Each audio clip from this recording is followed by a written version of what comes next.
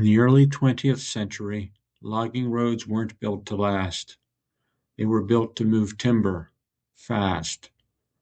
Companies like Seeley and Anderson constructed narrow industrial rail lines deep into Oregon's forests, following the trees rather than the terrain. Track was laid quickly, often with minimal grading. Bridges and trestles were built from timber cut on site. Once the logs were gone, the railroad would follow. At least, that was the theory. In practice, though, these temporary lines often stayed in service longer than intended. Production increased, loads grew heavier, and infrastructure designed for short-term use quietly became permanent without ever being upgraded. By 1912, the Seeley and Anderson operation near Bandon, Oregon was under pressure to move logs quickly to market. Timber demand was high, and delays meant lost revenue. The railroad had recently extended a spur line across Ferry Creek. To do so, a timber trestle was erected, fast, efficient, and adequate by logging standards. But logging standards weren't engineering standards. The structure had not yet been tested under full load. Still, waiting wasn't an option. Logs were ready, crews were assembled, the train was dispatched. Timber trestles like this were common in logging operations. They relied on vertical posts, diagonal bracing, and the assumption that loads would pass quickly and infrequently. What they were not designed for were dynamic forces, such as locomotive weight shifting over uneven rails, lateral forces from curved approaches, and oscillation from log cars with uneven loads. Most importantly, they had no redundancy. If one support failed, the structure failed with it. Seeley and Thompson Logging Company became the Seeley and Anderson Logging Company in 1908, but struggled to find enough timber to log on the lower Coquille River for years. Finally, in 1911, when the R.H. Rosa Lumber Company of Bandon ran into trouble and shut down, Seeley and Anderson was able to purchase some fine stands of timber southeast of Bandon. While R.H. Rosa already had a logging railroad into Bandon, most of the lumber mills that S&A supplied were up the Coquille River from Bandon. So, starting late in 1911, they elected to build a new logging railroad starting from a point called 7 Mile on the Coquille River. The new line would run for 8 miles long. The new line would run for 8 miles along the ridge east of Bandon and require 2 large trestles over a pair of side-by-side gorges of Ferry Creek. It would take most of 1912 to build the railroad and logging camp and start operations. By late November 1912, they were finally logging. Up to this point, only railroad construction trains had been crossing the trestles. On Saturday, November 23, 1912, a test train consisting of the Shay, steam locomotive, and one loaded log car ran down the line without issue. But on November 25, 1912, just after 8 a.m., the logging railroad began what should have been a routine movement. A Shay steam locomotive, geared for slow speed and heavy loads, eased out of the logging camp, pulling 3 fully loaded log cars bound for the dump site near Tidewater. For the crew, this was familiar territory. A short run, only a few miles long, across hastily built track designed to serve the forest temporarily, not forever. The line crossed the North Fork of Ferry Creek, also known locally as just Ferry Creek, east of Bandon. The route required the train to pass over a series of wooden trestles spanning deep ravines carved by water and erosion. These trestles were typical of logging railroads, built quickly, cheaply, and just strong enough to survive a limited number of crossings.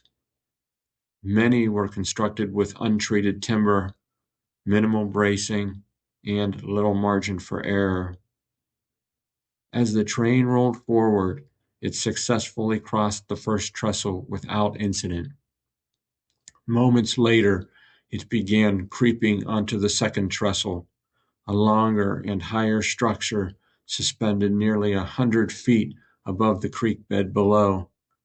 Witness accounts suggest the locomotive was moving slowly, as Shay locomotives were designed to do. But the combined weight of the engine and the freshly loaded log cars placed enormous stress on the structure. Partway onto the trestle, something went catastrophically wrong. The wooden framework beneath the rails began to shift and deform. Whether due to rot, poor construction, overloading, or a combination of all three, the trestle could no longer support the train.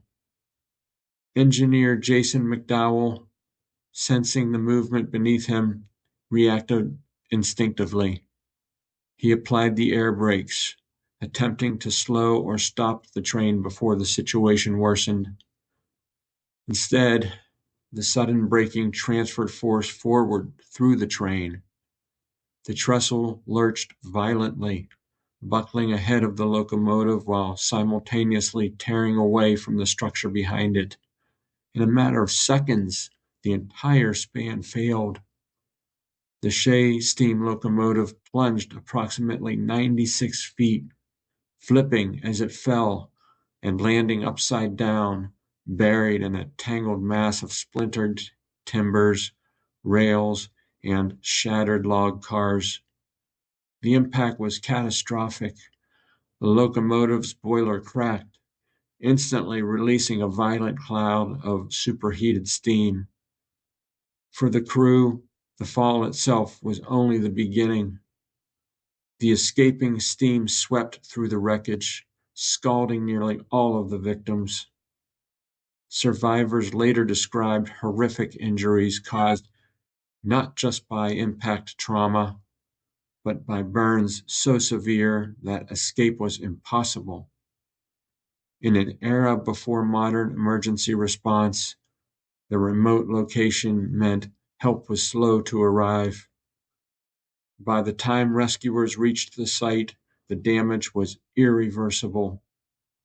What began as a routine logging run had, in seconds, become one of the deadliest incidents in the region's logging railroad history, exposing just how fragile these industrial lifelines truly were. Of 7 aboard, 6 were killed.